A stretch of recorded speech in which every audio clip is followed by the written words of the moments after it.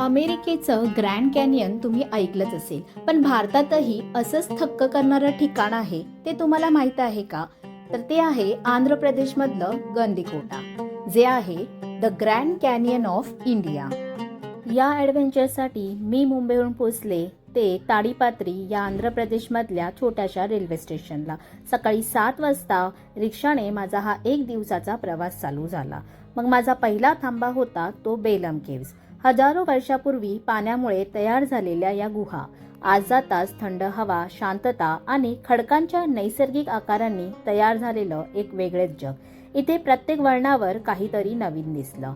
इकडचं वैशिष्ट्य म्हणजे 120 फूट खाली खोल असलेली पाताळगंगा, जिथे नैसर्गिकरित्या तयार झालेलं शिवलिंग सुद्धा आहे. हे बघून मी पोचले ते गंडीकोटा फोर्टला. 13व्या शतकात बांधलेला हा किल्ला, इतिहास, शांतता आणि आसपासचा निसर्ग सगळंच एकदम सिनेमॅटिक वाटतं.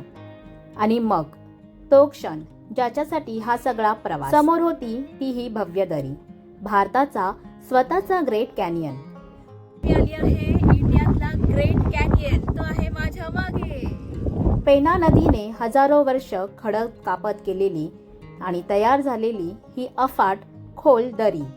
हा नजारा बघताना खरंच वेळ थांबतो. वाऱ्याची झुळूक, पूर्ण शांतता आणि सूर्यास्ताचे रंग मन पूर्ण शांत करून टाकणारा अनुभव. इथे तुम्हाला राहण्याची सुद्धा सोय आहे. असं हिडन जेम्स अजून एक्सप्लोर करायचं असेल तर हे ठिकाण आताच सेव्ह करा आणि इथे नक्की या. आणि अशाच भन्नाट व्हिडिओसाठी मला फॉलो जरूर करा.